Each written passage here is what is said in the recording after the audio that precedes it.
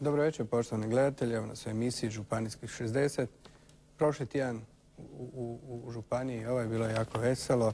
Dodjeljivale su se nagrade, pa evo dobio sam informaciju da je ponovno što se tiče uređenosti trga pobjedio Samobor sa trgom Matice Hrvatske, gdje su dobili priznanje zelenog cvijeta sa zlatnim znakom. Ja im ovim putem čestitam. A mi večeras u emisiji imamo dva gosta, nama već poznata stalna gosta. Dobro večer želim gospodinu Lazaru Grujiću, predsjedniku Stranke umirovljenika. Dobro večer. Dobro večer i gospodinu Milivoju Špiki, zamjeniku predsjednika Stranke umirovljenika. Dobro večer. Evo, prije nego što krenem, je li počela ova vladina isplata ovih 140 kuna? Danas je meni došlo preko 300 ljudi u banku pitati kad će to više ići. A odluka je doneta, usvojena, stvari tehnike i tehnologije. Da svi, to je negdje oko 865.000 umirovljenika, da koji imaju do 3.200 kuna mirovine, dobiju 145 kuna i ja mislim da su u većini slučajeva zadovoljni. Ajmo se mi ovako vratiti na nedavno događaje, nemile događaje u Županiji, a to je razlaz vaš sa koalicijom HDZ-a, HSS-a. Kakva je sad situacija u Županiji? Navodno sam čuo da su vas napustili vaši vijećnici u Skupštini. Ima li to točno istine ili...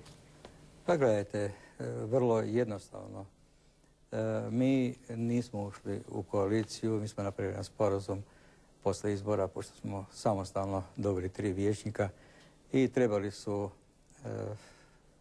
koalicijske partnere ili kažemo za obnašanje vlasti. Mi smo se dogovorili da ćemo biti sa njima, međutim nismo se dogovorili da ćemo kršiti zakon i na određeni način djelovati suprotno pozitivnim propisima u Republici Hrvatskoj.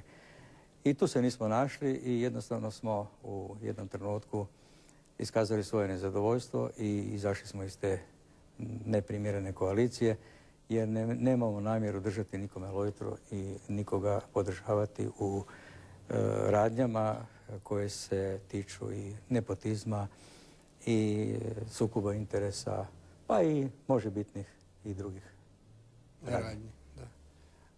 Mnogi govore da ova koalicija koja je sad trenutno u Županiji Zagrebačkoj je preslika takozvane koalicije i na državnom nivou. Pa koliko je to istine? Pa tu ima puno istine. Uostalom i neki vijećnici Zagrebačke županije su i glavni akteri na državnoj razini. Da ne imenujem nikoga, ali svima poznato i Zagrebačka županija je doslovce preslika državne razine jer HSS i HDZ su dosta to dobro podijelili, a najsmješnija je situacija Hrvatske stranke umirovljenika koja cijelo vrijeme nam govori da smo mi HDZ-ov pripirak, a oni u ovom slučaju drže čvrsto tu koaliciju na okupu, a samo je potrebno da izađu. A što je bilo sad? Bilo je 22 vijećnika. Pa na zadnjoj skupštini, koliko imam informaciju, u jednom trenutku su imali 22 vijećnika, a koalicija ili oporba koja bi trebala biti korektor toj vladajućoj strukturi, samo je trebala izaći iz skupštine i prekinuti tu skupštinu, pokazati kako ta u stvari koalicija HDZ-a, HSS-a i HSU-a i DC-a funkcionira. Što se zamjera vašim koalicijskim partnerima do nedavno najviše ovako u toj svoj priči? To je uvijek ko poslije rastave braka, uvijek je svaka strana govori da je druga kriva. Ovako, što je vaša krivnja po njima? Pa naša je krivnja po njima što smo bili principijelni. Što nismo šutili i trpili i zašto smo govorili da predsjednik Skupštine, gospodin Damir Mikuljan, kao volonter u svom radu, još na temelju svog ili ugovora sa ustanovama u Zagrebačkoj županiji i općinama i gradovima, diže još i milijunske, preko svog odvjetničkog ureda, milijunske svote novca za svoj rad. Taj rad mi tumačimo da je to jedna privilegija koju on koristi svojom funkcijom i na takav način nismo htjeli funkcionirati. Isto tako, kada smo se sukobili na mišljenjima da li po njima, da li treba poštivati zakon ili ne, mi smo odlučno rekli da o zakonu se ne raspravlja, zakon se provodi, a tu gospodin Dražen Bošnjaković, ministar pravosuđa, je u datom trenutku zajedno sa županom inzistirao na našem sastanku koalicije da se u županijskoj upravi ceste imenuje čovjek koji u onom trenutku nije imao uvjete pred kandidatom koji je ispunjavao sve uvjete i hrvatski branitelj bez zaposlenja, ne svojom krivicom na burzi rada sa 2 male djece. I tu je prelila se čaša i jednostavno nismo mogli, samo zato što je koalicija HDZ-a i HSS-a dogovorila da njihov čovjek mora biti na čelu te institucije. Mi smo naprosto to prekinuli, a kulminacija je toga dalje kako su djelovali na interesantno odvjetnički ured gospodin Mikuljan ima, a istodobno je sudjelovao ili podržavao akte koji su bili falsificirani, temeljem kojih je kasnije Skupština donijela odluke. Da se vratim na početak, da ne bude sve po vašem. Raspitao sam se vezano za neke ugovore. Rečeno mi je da je gospodin Mikuljan ugovore sa primjerice jednim gradom potpisao prije nego što je bio predsjednik Skupštine. Da li je to istina? Pa moguće je da je... I da je Skupština tog grada prihvatila, znači, njegovu ponudu o zastupanju. Pa gospodin Mikuljan može pričati što hoće, ali u 2010. godini dobio isplatu 1 milijun kuna, skoro cirka 1 milijun kuna.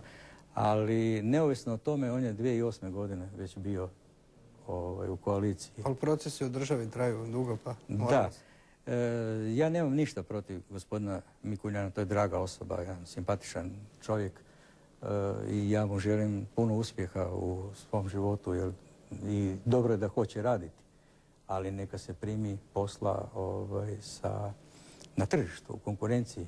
U ovom slučaju tu konkurencija nema, jer predsjednik Skupštine Zagrebačke županije teško da može imati konkurenciju u drugim odvjetničkim uredima u odnosima sa općinama, gradovima, u Zagrebačkoj županiji, ustanovama, poduzećima i sve ostalo. Spomenuli ste imenovanje ravnatelja. Osobno smo tu pokrenuli pitanje, poslije mene su mnogi novinari vas zvali, pitali, ugostili. Kakva je situacija? Što je s tim? Je se to riješilo ili se to i dalje status quo do danjeg? Da li je gospodin koji je znači nije imenovan na mjesto ravnatelja podnio tužbu u Upravnom sudu vezano za taj slučaj? Da li imate neka saznanja? Pa gledajte, ja osobno ne bi se zadržavao na gospodinu koji je imenovan ravnateljem. Nemam ništa osobno, ali taj čin, sam čin nije, i danas tvrdim odgovorno, da je imenovana osoba temeljem, ajde da kažemo, krivotvorenih podataka, temeljem koji je Skupština donijela odluku o imenovanju. I danas tvrdim da je tu grubo prekršen zakon, bez obzira što je doneta sudska praksa neka tamo u kazalištu Lutaka u Splitu. U Splitu prije 10-ak i nešto godina praksu i temeljem toga je doneta takva jedna, ajde da kažemo, mišljenje. Ali taj slučaj i ovaj slučaj odstupaju u mnogo čemu. Kod samog imenovanja, gospodine Špika, mi smo razgovarali, dotični gospodin je priložio potvrdu o nekažnjavanju, a u spisima je poznato da se protiv njega vodi nekoliko sudskih postupaka, i to kaznenih, ako se ne varam. Kako je moguće da netko priloži u ovo vrijeme potvrdu o nekažnjavanju i da znači se ne vodi protiv njega kazneni postupak, ako je već nekoliko postupaka u tijeku? Gledajte, tu treba nekoliko stvari razlučiti, napraviti jasnu distinkciju između imena i prezimena osobe koja bi se ovdje sad vezivala uz taj dio kojega bi u ovom slučaju želio isključiti. Dakle, ja želim isključivo pričati o pojavi, o formalno-pravnim događanjima i radnjama koje su izazvale određene posljedice pa i podnošenje kaznene prijave protiv nekih ljudi. Dakle, izuzmimo sada kompletno osobu koja je ovdje riječ, da li se protiv te osobe vodi koji kazneni postupak i da li je ona donijela uvjerenje o nekažnjavanju ili bilo šta oko toga, ja osobno doista ne mogu to tvrditi, ali zato postoje meritorne i nadležne institucije pravne države. Na koncu konca postoji ravnateljstvo u Ministarstvu pravosuđa, odjel ravnateljstva kaznene evidencije, pa uopće nije teško vidjeti da li je ili nije. Ali to uopće nije bitno, kao što u ovoj cijeloj priči nije bitno što se često puta želi naturiti, posebno u opravdanjima ljudi koji predstavljaju Zagrebačku skupštinu i koji su čak bili ovdje u ovoj emisiji, gdje oni kažu i ispolemiziraju da li je u tom slučaju hrvatski branitelj imao ili nije imao prednost.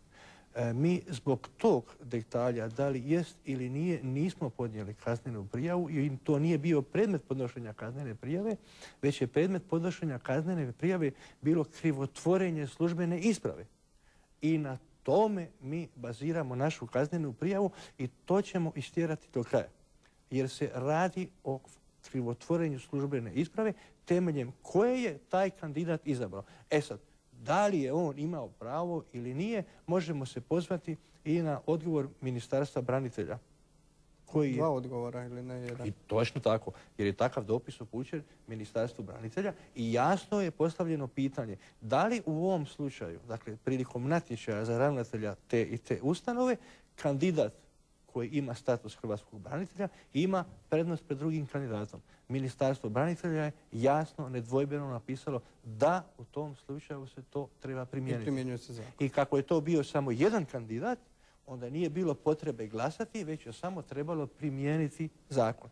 Imate sličan slučaj sada koji se događa u Splitu oko studentskog centra, gdje su se pojavila 3 kandidata koja su imala status hrvatskog branitelja i gdje je isto Ministarstvo branitelja davalo kontradiktorne izjave, no međutim kako navodno, ne mogu to tvrditi, nije mogao proći kandidat kojega je politika željela, onda se dogodilo na koncu da pri glasovanju nitko od ovih kandidata nije dobio većinu od glasova upravnog vijeća i to je elegantan način za obilaženja pa i zakona o hrvatskim braniteljima. Dakle, onog trenutka ako upravno vijeće nikoga ne izabere većinom glasova, natječaj se ponavlja.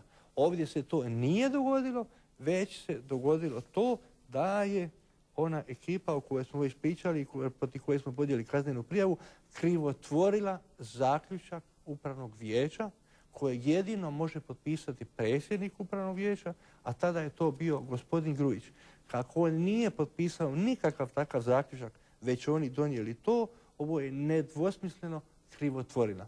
Na osnovu ove krivotvorine je Skupština Zagrebačke županije potvrdila izbor kandidata koja je ova, kojeg su podložili nezakonito ova trojka. I u tome leži osnov naše kaznene prijave plus kaznena prijava protiv župana Stjepana Kožića, koji je svojim radnjama posticao ovo troje da ovu nezakonitu radnju naprave. E sad, kad već imate u počinjenju kaznenog dijela 3 ili više ljudi, onda se već priča o organiziranom kriminalu i zbog toga se u ovu cijelu priču uključio USKOK. Što je USKOK u ovom međuvremenu napravio, nije mi poznato. Ali vjerujte mi, meni bi za ovo trebalo 15 minuta da razriješim. Koliko imam podatke, USKOK je bio na inim institucijama u županiji i pregledavao je dokumente. Je li to točno? Bili su tako, isto tako u županiji, tako je, bio je i inspektorat rada koji je utvrdio nešto što je smiješno, jer one stvari koje su trebali utvrditi to nisu vidjeli, dakle oni nisu primijetili da je kandidat izabran temeljem krivotvorenog prijedloga, nego su se bavili sasvim nekim trivijalnim stvarima koji sa predmetom nema nikakve veze. A možete mi reći nešto, imam podatke da je osobno vas, mog kolegu Vladislava, tužio župan za klevetu, za uvrede, ne znam, sve boli duševne. Je li to točno? Da, točno je. Podnešena je tužba. Tuženi smo ja, gospodin Grujić i novinar Vladislav Tomičić. Tako je, iz Novog lista, da. Klevetu i što sve tamo nisu nabrojali, priloživši uz to snimak, ako se ne varam, ako snimak nije dobiven legalnim putem od vaše ustanove, onda je i to kazneno djelo umnožavanja i presnimavanja za što nemaju pravo, a dobro, to će valjda njihovi pravnici njima to izvijestiti. No mi smo doista detaljno još jednom preslušali cijelu onu famoznu emisiju koja se ovdje događala 4. travnja, ako se ne varam. Postoji na internetu.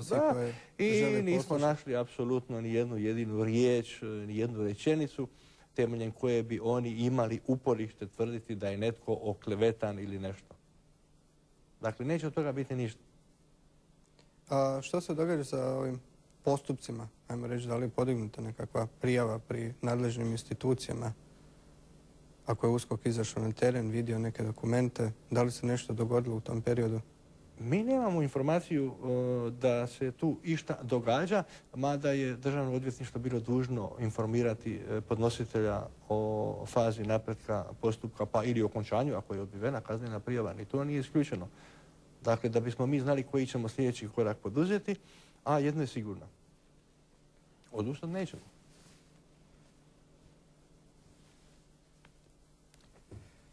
Znači, u međuvremenu se ništa nije promijenilo, sve ostaje isto kao... U međuvremenu ima, da. U tvrtci novi ravnatelj koji je došao je počeo primjenjivati pravila igre koji su rezultirali prvo odnosom prema meni. Dakle, prva stvar koja mi se dogodila početkom ove godine, odnosno na Novu godinu, to je bilo oduzimanje službenog vozila. Pa je onda sljedeća akcija bila smanjivanje plaće bez obrazloženja za 30%. Pa je onda na koncu bilo i ukidanje radnog mjesta i pružanje otkaza. Pa, slušajte, ljudi očito ne vole one koji imaju svoje ja. Mada u svom radu ni jednim jedinim postupkom nikom nisam dao za pravo niti priliku da se kako ponaša. No, oni su smislili tu formulaciju kao nepotrebno radno mjesto, naravno. Možete mi reći da li ste išli možda po pravni savjet, s obzirom da vi osobno spadate i u grupu zviždača. U Hrvatskoj postoji zakon koji štiti zviždače. Da li ste tražili pravnu pomoć od njih i zaštitu? Ne, nisam se tamo obratio za pomoć. Vidjet ćemo kako će sad ova priča završiti. A uskoro se održavaju i parlamentarni izbori.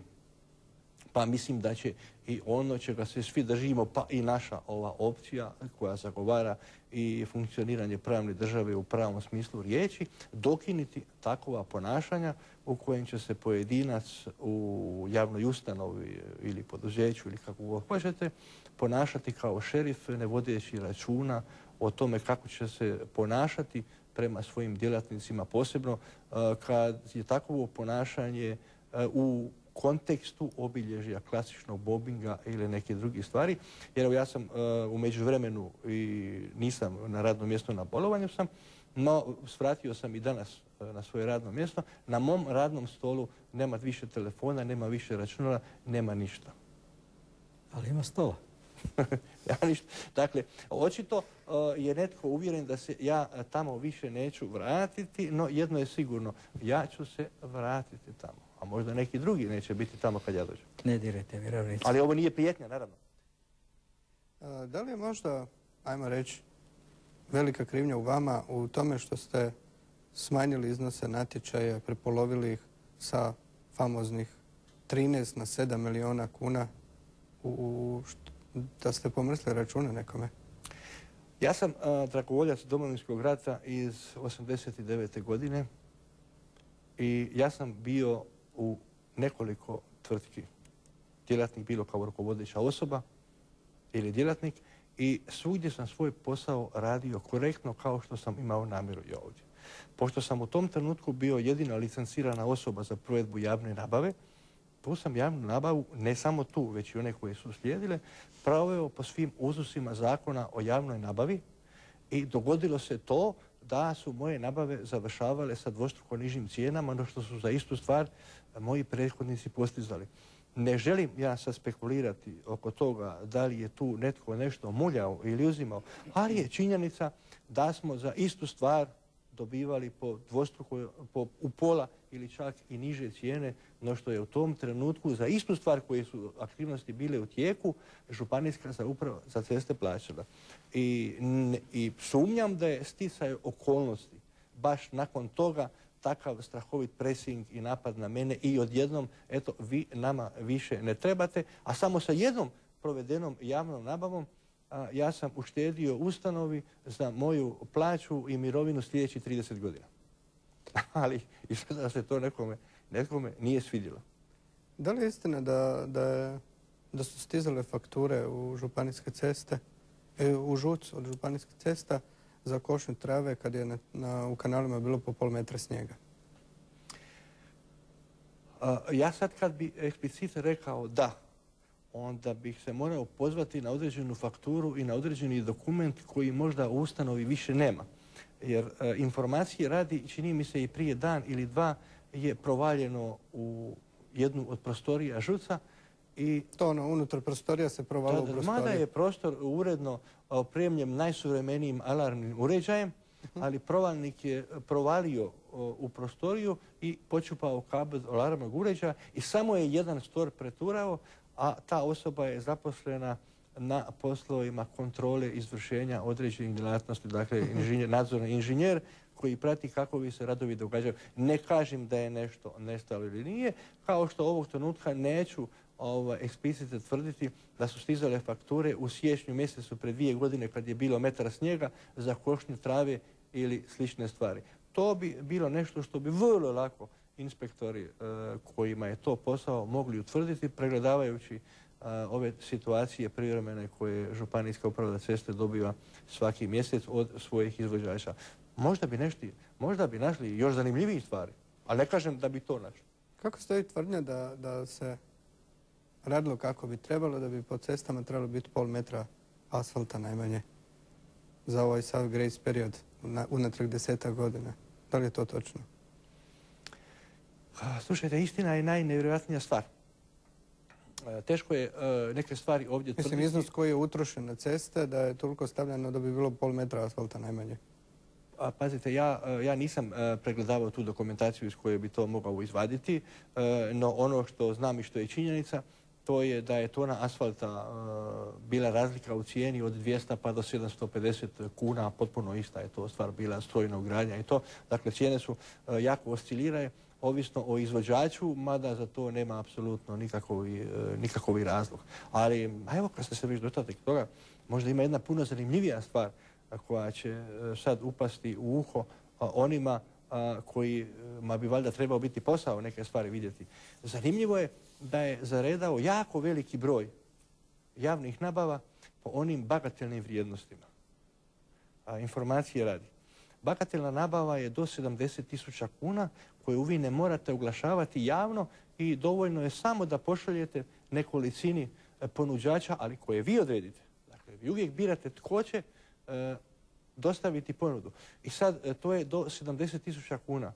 U svim ovim godinama tih bagatelnih nabava je bilo toliko da je ovdje samo u mjesec dana desetorostruko, ja mislim, povećan tih broj. Dakle, ima ih tu negdje 15-20 takovih nabava koje su ili nisu trebale biti na takav način organizirane, no stvar je vrlo indikativna i upada u oči, jer su sve završile sa ponuđenim cijenama tu negdje 69.000 kuna ili možda koja tisućica manje. Ja osobno mogu sumnjati, ali neću tvrditi. Dakle, nešto se događa. Nešto se tu očito događa. Kao i što se događa sa ovim uslugama, opet temeljem Zakona o javnoj nabavi, po onom famoznom dodatku 2b. I to je taj dodatak temeljem kojeg ovi odvjetnički uredi iz Zagrebačke županije milijunske iznose naplaćuju od ustanove firmi. Sve je to lege artis.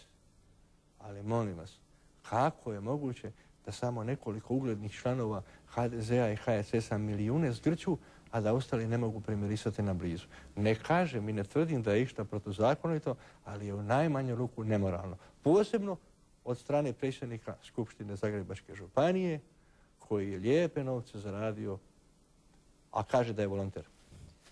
Gospodine Lazo, kako stoji tvrdnja da je cijeli ovaj sukob nastao zbog toga što ste vi i gospodin župan niste mogli dogovoriti oko izvođača radova? Ima li tu istine?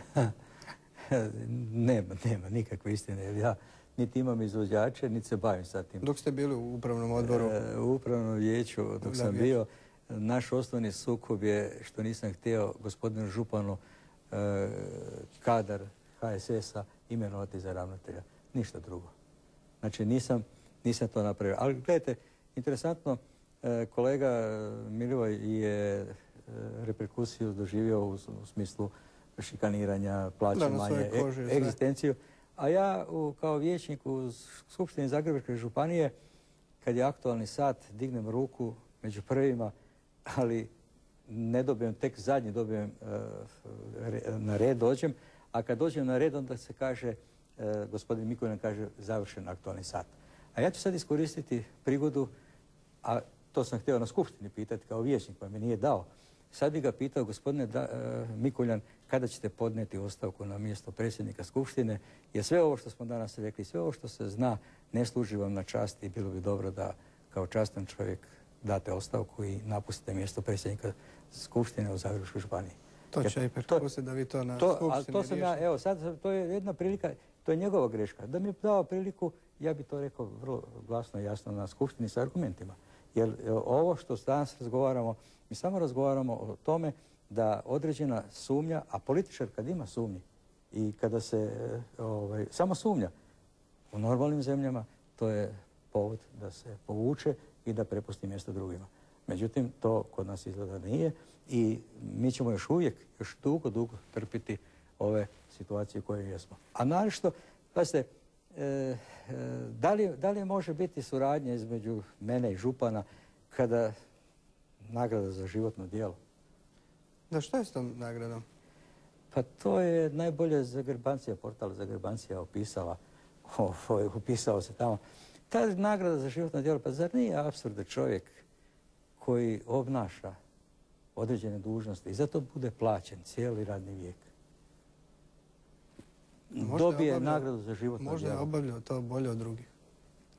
Pa, ali zato je dobro bio plaćen. Jer on u ovo razdoblje vremensko u svojeg obrazloženju tamo piše da je bio niz dužnosti u Hrvatskoj seljačkoj stranci da je obavljao. Ali i tu je površan, i tu je nedorečen, i tu je mističan. Nigde nije naveo da je bio u HDZ-u. Dobro, to je 90-ih je bio u HDZ-u. Da, davno je bilo. To je bilo, pa sad ga je valjda sram da to kaže. Ali je to nepotpuna karakteristika. Znači, nije baš moglo se utvrditi činjenično stanje. Možda bi moglo dobiti nešto drugo. Ali shodno kako se zove imenovanju po nagradi, mi bi se trebali ponašati u skladu sa zadnjom rečenicom koja glasi, gospodin Milivoj, kako glasi, ako se može čuti? Pa mogu. Ja moram reći da sam ja u mnogim sredinama bio prisutan na ovakvim stvarima kad se dodjeljuju razne nagrade za životno djelo. I moram priznati da je bilo komičnih situacija, ali da je najčešće tu nagradu dobivala osoba doista na koncu životne, političke, radne karijere za stvarno doprinos koji je bio od značaja za zajednicu.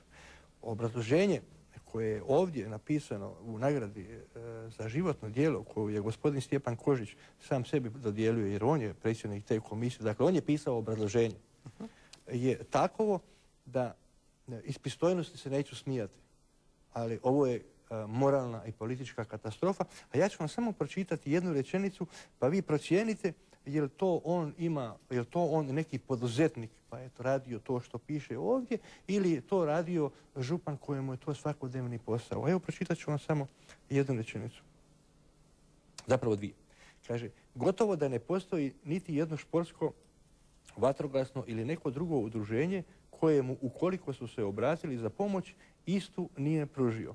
Zagrebačka županija, svi njeni gradovi i općine, kao i cjelokupno stanovništvo, imaju veliku obvezu prema gospodinu Stjepanu Kožiću. Shodno toj obvezi, ja molim vas da budete pristani prema njemu. On je svoje imovine očito podijelio siromašnim. Evo ja uz dužno poštovanje mog dragog prijatelja, jer ipak u 2 mandata sam mu poklonio povjerenje i odlučio da bude na vlasti, mogu vam samo reći da vjerojatno kada bi mogao gospodin pokojni, gospodin Tadijanović, da bi mu doneo onu svoju nagradu za životno djelo i vratio bi mu, jer je sa ovim svojim činom degradirao tu njegovu nagradu. Jer taj čovjek je zaslužio nagradu za životno djelo, a gospodin Stjepan Kožić, koji je plaćen od Zagrebačke županije, od građana, od poreznika, svi u nas, mislim da je teško pogriješio i da nije zaslužio tu nagradu. Da li je se ovo možda kod vas priča da bi se pred izbore stvorio dojam da ste vi bolji od njih možda? Pa nije. Da se to cijela priča koristi u predizborne svrhe možda? Nije. Mi se samo ponašamo sukladno trenutku koji su nam nametnuli. Jer oni su nam nametnuli situaciju da se ponašamo nezakonito, protuzakonito. Mi smo se suprotstavili tome i ne želimo se ponašati. Istog trenutka kada smo tu našu neposlušnost iskazali, kažnjeni smo. Mene su isključili svih nadzornih odbora. Prvo ono bilo, pazi šta radiš, ostaćeš bez nadzornih odbora upravnih vijeća, pa znaš kako ti je to u ovoj situaciji. Međutim, ja sam odabrao kruh i vodu, rađe nego med i mlijeko. I na kraju da završim tamo gdje ne treba. Znači, odabrao sam onaj svoj put životni koji sam cijelo vrijeme živio ga. Isto tako, gospodin Špika je pred ogromnom dilemom, pa ste danas ostati bez posla. Ali je časno i pošteno postupio i nije ustuknuo pred tim izazovima. Ali imamo dva kolege koje su u naše stranke, na početku emisije ste me pitali, koji su pokleknuli tome. I da ne bi dobili otkaz, jedan naš vijećnik, on je jednostavno prešao u HSS, jedan i drugi. Ucijenili su ih. Ja nisam na to pristao, gospodin Špika nije pristao i najzad to je naša odluka. A politička odluka će biti nešto drugo. Milivoj. Pa gledajte, ovakva događanja na ovoj lokalnoj razini i ovakovi likovi sa kojima se susrećemo niti jesu, niti će uopće biti predmet naše izborne kampanje, jer se sa tim nebitnim, opet da ne ponavljam, nećemo uopće baviti. Imamo puno važnijih stvari, puno bitnijih tema, životnih tema za sve građane Republike Hrvatske, a mislimo da će povjetarac koji će doći nakon parlamentarnih izbora otpuhati ovo malo sitno inje koje misli da su stabla, ali to neće biti. Možda samo još jedna mala dopuna na onu prošlu točku dnevnog reda, da vidite koliko neke stvari idu daleko i koliko dobivaju smiješne razmjere. Neću spomenuti ime jer doista osoba koja je predložena je ugledna osoba poznata u svijetu, međutim preminulo je 1941. godine, ali je i osoba koju je Županijska skupština proglasila ju je počasnim građaninom Zagrebačke županije, mada ona jest bila na području Zagrebačke županije, pa da sljedeću godinu, ali bez ikakvog umanjivanja zasluge ove gospođe, ali čisto kao jedna ideja, možda bi sljedeće godine mogli za počasnog građanina Zagrebačke županije i Matiju Gubeca isto tako predložiti, ima i on isto zasluga. Onda ću ja morati sljedeće godine sam sebe imenovati počasnim gostom emisije, to bi bilo isto najbolje, jer sam u svim emisijama. Pa evo, sukladno županijski 60, pa na županiji se događa. S obzirom da ovamo u medijima se sada može vidjeti nekakve ankete kao blok, koordinacija bloka umirovljenika zajedno, čemu se jadite meni kad bi mogli vrlo lako sjediti u Saboru i tamo primati saborsku plaću? Kako stojite ovako trenutno po vašim anketama na državnoj sceni? Gledajte, ovo što se sada događa i što će se dogoditi 4.12. ima za cilj da upravo što je kolega Milivoj rekao, da barem mi kroz našu opciju u kojoj smo se odlučili sa gospodinom Ljubom Jurčićem kao nositeljem svih izbornih jedinica, njegovom Hrvatskom ekonomskom inicijativom koja predstavlja skup neovisnih stručnjaka i ekonomista, koja zasniva ne na ideologiji svoj program, već na gospodarstvu za boljitak svih građana Republike Hrvatske. Mi kao socijalna skupina koju predstavljamo umirovljenici pod nazivom Blok umirovljenici zajedno, koji čine Demokratska stranka, taj savez Bloka umirovljenici zajedno, čine Demokratska stranka umirovljenika iz Siska na čelu sa gospodinom Milivojem Tičarićem, zatim Akcija hrvatskih umirovljenika sa gospodinom Antom Kriletićem iz Splita, Dragan Šolaja predstavlja zagrebačke umirovljenike Gospodin Milivoj Špika predstavlja Blok umirovljenici zajedno, stranku, a ja sam predstavnik stranke umirovljenika i ujedno koordinator te grupacije koja se zove Blok umirovljenici zajedno. Mi to radimo već jedna 3. godina, jedan projekt zajedno sa Maticom umirovljenika Hrvatske, gospodinom Vincikom Josipom, na objedinjavanju te populacije socijalno ugroženih i, da kažem, umirovljenika i socijalno ugroženih, pa i budućih umirovljenika, to znači ratnika. Uspjeli smo kroz jedan dugotrajni, ajde da kažemo, rad u tišini za medije, ali na terenu vrlo učestali i dinamičan rad, doći do tog zajedništva. U početku nam niko nije prepisivao da će ta ideja uopće saživjeti, jer to je jedan posao koji teško može pomiriti te političke opcije, ali mi smo uspjeli. I danas mi na političkoj sceni imamo zadnje istraživanje od Media Pulsa na Novoj TV od 5,1% i to je bilo prije objave da će gospodin Jurčić nositi. Da, prije objave da će gospodin Jurčić ući u to, ali smo mi sa gospodinom Jurčićem na terenu obrađivali, zajedno smo odradili niz tribina na kojima je već, kako i on sam kaže, Nedjeljom u 2 je rekao da je bilo vidljivo da ćemo zajednički ići i mi sada očekujemo u ovom razdoblju, 10. mjesecu, 11. pravi rezultat te ankete, jer smo rekli da Hrvatska ekonomska inicijativa, Blok umirovljenici zajedno, Primorsko-goranski savez i Hrvatska radnička stranka idu zajedno na izbore, parlamentarne izbore ovoga 4.12.2011. godine. I duboko smo ovako, ajde da kažemo, ovaj podatak za neke je iznenađujući. Za nas to nije iznenađujuće, za nas je iznenađujuće što umirovljenici od 1.200.000 umirovljenika nemaju više povjerenja u umirovljeničke opcije. A nemaju ih iz prostog razloga što onaj ko bi trebao i koji je parlamentaran, trebao voditi brigu o umirovljenicima, on je u datom trenutku prvo u 2 mandata bio saveznik gospodina Sanadera. Znači, bio mu je koalicijski partner, to je Hrvatska stranka umirovljenika. Kada je trebalo stati u obranu umirovljenika, on je zbog pogrešne procjene da će biti prijevremeni parlamentarni izbori napustio tu koaliciju i ostavio umirovljenike na milost i nemilost. Jednostavno nije imao tko voditi brigu. Mi smo onda tog trenutka zajedno s Maticom umirovljenika Hrvatske stali u prve redove i poveli smo jednu neravnopravnu borbu kao vanparlamentarna stranka, borbu za prava umirovljenika. I predložili smo Vladi Republike Hrvatske da formiramo nacionalno vijeće za umirovljenike i starije osobe.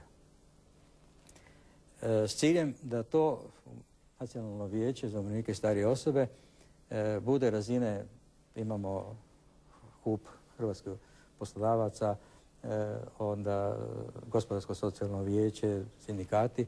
Znači da to bude u razini i sa zadacima i da sve ono što ide prema umirovljenicima, sve ono što se tiče od mirovinske reforme pa socijalnog i svega ono socijale, da prije toga ide kroz to nacionalno vijeće, znači već u rukopisu kada dolazi, da mi dajemo svoje mišljenje i da iskustvo koje imamo i ono što nas tišti, da jednostavno pomognemo Vladi da se to riješi. I to je u članku 7 i precizirano i nijedan zakon ne može ići u proceduru dok ne prođe kroz to vijeće. A recite mi ovako, mnogi vas ostavaju uz desnu opciju, znači da bi poslije izbora bili koalicija sadašnja koja je već je na vlasti. Koliko tu ima istine i kako ćete na izborima? Rekli ste samostalno, što poslije izbora? Pazite, mi sa ovom Hrvatskom ekonomskom inicijativom i nositeljem svih izbornih lista, gospodinom Ljubom Jurčićem, jasno smo dali odgovor što smo. Znači mi u tom trenutku jasno povlačimo crtu između populističke politike SDP-a i HDZ-a, nerealne politike u ovom trenutku, i nasuprot njih postavljamo politiku Ljube Jurčića, gospodarstvenika i teme gospodarstvo i budućnost Hrvatske. Znači, nije potrebno da se pravdamo ili da bilo šta govorimo, da li smo uz HDZ ili SDP. Naše opredjeljenje i naš treći blok koji smo stvorili zajedno sa gospodinom Ljubom Jurčićem, PGS-om i Hrvatskom radničkom strankom jasno govori što mi želimo od Hrvatske. Znači, mi kao umirovljenici želimo prvenstveno dati prednost gospodarstvu, da se stvori nova stvorena vrijednost iz koje će izaći ona sigurnost socijalna i za ove dječje vrtiće i za staračke domove, da pojednostavimo stvari. Znači, to je nešto što mi zastupamo.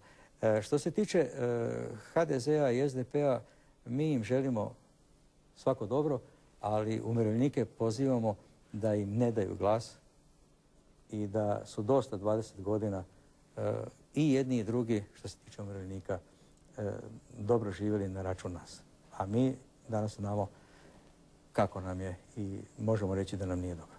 Milivoj, da li ovih 139, 140 kuna koji se dijeli ovih dana kao milostinja umirovljenicima je, ajmo reći, svojevrsni pokušaj potkupljivanja biračkog tijela koje bi, u izborima glasalo kako se želite?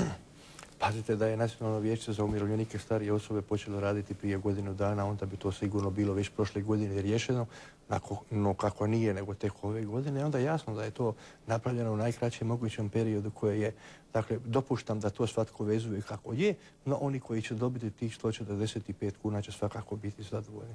Ali sam mislio samo se još nadovezati na predsjednika i posebno istaći naglasiti nekoliko stvari koji su vrlo bitne u stvaranju distinkcije nas i svih ostalih koji su već izlazili sa svojim programima. Ima tu nekoliko izuzetno velikih razloga. Jedino naš program, dakle program HEI, odnosno Blok umirovljenici zajedno, PGS-a i Hrvatske radničke stranke, koji je predstavio nedavno gospodin Ljubo Jurčić, polazi od industrijske politike.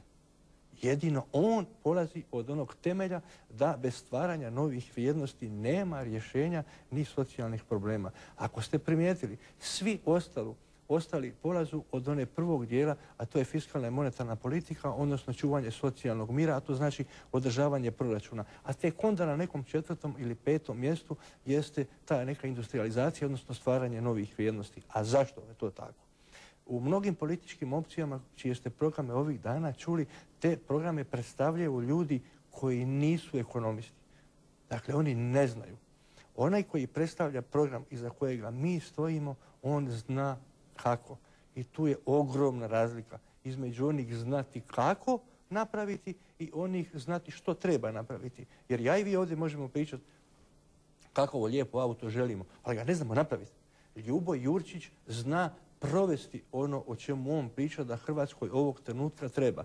I ono što je u svemu tome još puno bitnije, Ljubo Jurčić ovog puta, a vjerujemo da će dobiti priliku da to realizira, neće morati ići u nikakovi i ničiji komitet po mišljenje da li to može napraviti. Ljubo Jurčić je prvi puta u svom životu u mogućnosti da svoj gospodarski program realizira uz našu apsolutnu potporu. I ne treba nas pitati za mišljenje hoće li to napraviti, odnosno smije li to napraviti, kao što je već bio u poziciji. On će sad imati sasvim dovoljan broj ruku u Hrvatskom saboru da sve ovo što dogovara, a on zna kako, da to isprovede. I vjerujte mi, to je velika garancija da će Hrvatska vrlo brzo i brzim koracima ići naprijed. Sve ovo ostalo što čujemo da uglavnom pričaju, to su priče nekih drugih. Pa čak i priče gospodina Ljube Jurčića koji, eto, čak neki i prepisuju od njega ta rješenja. To su vrlo bitne stvari. Evo, što se tiče ovog nacionalnog vijeća i pitanja da li smo desno ili pro-HDZ-ovski. Gledajte, ovo nacionalno vijeće od 4. mjeseca u vrlo kratkom vremenskom razdoblju je polučilo dosta velike pomake u rješavanju socijalnih prilika ili neprilika umirovljenika i ostalih. Prvo, znate, drugi mirovinski stup da je to napravljeno. Znate da smo ishodili... Razlika je bila novi stari umirovljenici. Da, novi stari umirovljenici, da smo to isto ishodili da se ubaci u osnovicu mirovine tako da postane dio osnovice. Isto tako prijepor je bio da i najava je bila vlade da će do 2015. godine zamrznuti mirovine, koje su već prije toga bile 2-3 godine zamrznute.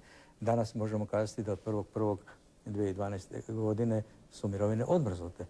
I sada ja kažem i vrlo odgovorno to tvrdim da smo mi više postigli u ovih par mjeseci rada nego gospodin Silvano Hrelja u 2 mandata svoga u Saboru. Jedno što je dobro postigao da je dosta dobro živio na račun umirovljenika, on sindikalac koji inače nije umirovljenik.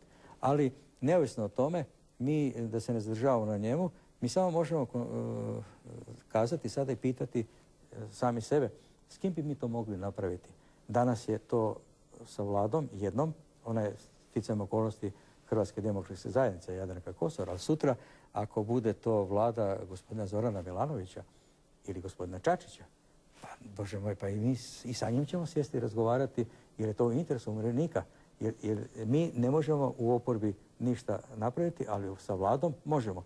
Ali da budem još precizniji, pa možda ćemo mi sutra formirati, ne možda, već ja vjerujem u to, formirati vladu zajedno sa Hrvatskom ekonomskom inicijativom, gospodinom Ljubom Jurčićem na čelu, pa ćemo moći kreirati malo bolje odnose prema umirovljenicima iz one gospodarske situacije koje gospodin Ljubo Jurčić namjerava pružiti građanima Hrvatske. Prema tim programima od gospodina Jurčića, koliki je proces izlaska iz ove nesretne krize ili recesije u kojoj smo? Da li postoje neki jasni nacrti? Gledajte, ima jedna, opet se i tu suštinski razlikujemo od svih ostalih. Svi uglavnom pričaju o tome kako rashodovnu stranu proračuna smanjiti, srezati, ovako, onako. I kako bi, naravno, svi nagovještavaju kako će doći do smanjenja kako socijalnih prava, tako isto i radničkih prava. I doslovno to svi kažu osim ovog temelja našeg programa koji ne polazi od toga. Jer smo bi rekli da industrijska politika je na prvom mjestu, a ona ne zadire u smanjenje rashodovne strane, ali zadire u racionalizaciju. Dakle, samom racionalizacijom rashodovne strane se može doći između 5 i 10 milijardi kuna s kojima se puno može napraviti. Samo sa 3-4 milijarde kuna prebačeno u mirovinski fond, to su radničke mirovine čak i za 20% veće. Ali mi se baziramo na drugu stvar. Ali nećemo se loviti na te postotke, naravno, ali kažem, otvara se mogućnosti. Ali ono na čemu mi polažemo, odnosno program gospodina Ljube Jurčića, najvišu pozornost, to je povećanje prihodovne strane. A ona se povećava samo povećanjem radnih mjesta, jer kao što je gospodin Jurčić prije neki dan rekao, Hrvatska ima kontingent od 500.000 sposobnih, radno sposobnih ljudi kojima naprosto treba naći posao, a tog posla ima. Hrvatska umjesto da sama proizvodi i da zaposli ljude u drvnoj industriji, drvno-prerađivačkoj industriji, u prehrambenoj industriji, u poljoprivredi, Hrvatska sve to uvozi uništavajući domaću poljoprivrednu, domaću drvno-prerađivačku industriju. Jer pazite, svake godine Hrvatska u razne subvencije uloži nekih 8 milijardi, otprilike, ako se ne varam, kuna u brodogradnju, u poljoprivredu, bilo što. Pa jeste li vi primijetili da u zadnjih 10 godina smo išta napredovali i u poljoprivredi i u brodogradnji? Nismo. Dakle, to je bilo uludo bačen novac. Ovim naravno ne plediram na ukidanje subvencija bilo kakovih za poljoprivredu ili brodogradnju, mada se temeljem potpisanog SSP-a ne može ni subvencionirati gubitak, ali kažem, radi se samo o racionalizaciji trošenja 3 sredstava koje bi trebali biti u funkciji povećanja domaće proizvodnje, a ne uvoza smeća koji onda ruši našu domaću proizvodnju. A tu su 100.000 radnih mjesta. Koliko političari mogu biti neovisno u uvoznim lobima kada znamo da će izbori, svaki uvozni lobby je jak, financira svakome izbore? Da li vi možete jamčiti svojim biračima da nećete ovisiti o uvoznim lobijima i krojiti zakon onako kako oni žele? Evo za primjer samo reći ću primjerice da govedina, općenito meso u Njemačkoj, u Europskoj uniji je 6 mjeseci rok koji smije biti u hladnjaku. To meso se k nama uvozi kao kalo, oni subvencioniraju izvoz i onda se kod nas prodaje po akcijama, evo super, svježe, novo, friško, kod nas je zakonom dozvoljeno do 2 godine. Pa što se nas tiče, mene osobno i naše stranke, ja mogu vrlo odgovorno kazati da mi tih problema nemamo i oko nas ne saletavaju nas razni lobiji. Iz razloga što nas nisu još detektirali jer su ono kao mala strančica, Ali ste najveći potrošač. Ali kao potrošači smo vrlo interesantni za konzum. Ne reklamiramo. Nikog nećemo imenovati, ima ih mnogo. Za prehrambeni dio, kako se zove, nemamo tih problema i mi nećemo, naš je moto hrvatska proizvodnja i mislim da to jedino može izvući i potrošnja u Hrvatskoj i to jedino može izvući Hrvatsku iz ove recesije, a naročito kad je spoznaja da mi imamo u ovom trenutku negdje oko 800.000 radno sposobnih ljudi koji hrane Hrvatsku, a istodobno podatak da negdje oko 2 milijuna ljudi bi trebalo raditi da bi bila jedna ona normalna situacija. A to je često i u Hrvatskoj podatak iznošen, a to gospodin Ljubo Jurčić govori sada, da u ovom trenutku imamo, čuli smo malo prije u emisiji, oko 500.000 radno sposobnih ljudi koji ne rade. Praktično nema posla. Milivoj, da li je moguće uskladiti naše pravne regulative sa europskim? Ako dođete na vlast, hoćete to težiti? Sve je moguće, a ako se hoće i ako se zna kako. Zato i ne ponavljamo, ovdje uzalud treba znati kako. Dakle, naša politička konfiguracija koja ulazi u ovu predizbornu kampanju nema političkih niti bilo kakovih obveza ni prema bilo kome. Niti gospodin Ljubo Jurčić kao nositelj svih lista, niti gospodin Lazar Grujić kao koordinator Bloka umirovljenici zajedno, niti ja kao njegova desna ruka. Dakle, nitko sa naših lista nema nikakvi križ ili teret na leđima, osim ukoliko će netko izmisliti ili zalijepiti. Ali mi idemo jasni i čisti u sve to. A kako gospodin Ljubo Jurčić u svom programu zagovara realnu politiku, nema pogodovanja nikakvim lobijima. Treba štititi nacionalne interese i to ćemo svakako zagovarati i činiti, ali nacionalni interes ne mora biti osobni interes određenog pojedinca. To nisu nacionalni interesi. Nacionalni interes je nešto iznad svakog pojedinca. To je ono iz čega će cijelo društvo imati koristi, a gospodin Ljubo Jurčić itekako je svjestan situacije i pozicije sa koje starta i ono što se od njega očekuje i za to ima našu apsolutnu potporu. U Sloveniji ove godine su upravo vaše kolege umirovljenici u njihovoj državi uspjeli pogodovati rastu mirovina, podizanje, ne znam koja je to kvota, 60% na 70% prosječne plaće. Da li to i naši umirovljenici možda mogu očekivati od vas? Mi smo daleko ispod tog prosjeka njihovog. Pa nismo, ako gledamo pravim, ajde da kažemo, usporedbama. Mi zastupamo mišljenje da 40 godina mirovinskog staža mora biti mirovina 70% prosjeka, 70% od prosječne plaće. Jer to je najminimalnije što čovjek može očekivati kroz svoj radni vijek. Mi u ovom trenutku, ako bi napravili, ajde da kažemo, racionalizaciju, kako je gospodin Špika govorio ovdje, u mirovinskom fondu i onih 13-14 privilegiranih mirovina kazali da neko brine o njima koji je i rekao da su privilegirane, tog trenutka već sada imamo negdje oko 65% bi se mogla ostvariti ta mirovina. Ali nešto drugo je što mi zastupamo. Mi kažemo ovako, da treba krenuti u mirovinsku reformu i u tom segmentu, ajde da kažemo, da se mora donijeti zakon koji će regulirati način stjecanja mirovine. On mora biti jednak za sve građane Hrvatske i pod istim uvjetima moraju ići u mirovinu. Ali u tom nizu od 40 godina svako radi neki različiti posao, pa se dogodi da neko bude i saborski zastupnik, odradi 1 ili 2 mandata. Mi kažemo da ne treba ići u privilegiranu mirovinu. Ne treba iz tog mirovinskog fonda. On ima u tih 40 godina i ta 2 mandata da mu se pribraja u mirovinsko plaću od 20.000 kuna i to je to. Upravo to. Ali ako država kaže da saborski zastupnici trebaju imati u datom trenutku neku nadoknadu za taj svoj rad koji su imali, 5.000 kuna, onda neka ta država, naša država i ta vlada koja to iz proračuna posebno osigura ta sredstva. Mi nećemo ni jednog trenutka, ni danas neću reći ni kazati da su, kao što neki žele ukazati na mirovine hrvatskih branitelja, da su velike. Ne, one su primjerene današnjem standardu življenja i onome činu koji su oni zaslužili ih, ali postavljam pitanje zašto su naše male. I zato želimo racionalizaciju i sređivanje odnosa unutar mirovinskog fonda. I kad to riješimo, budite sigurni da radničke mirovine mogu biti pristojne i za pristojan život u Hrvatskoj.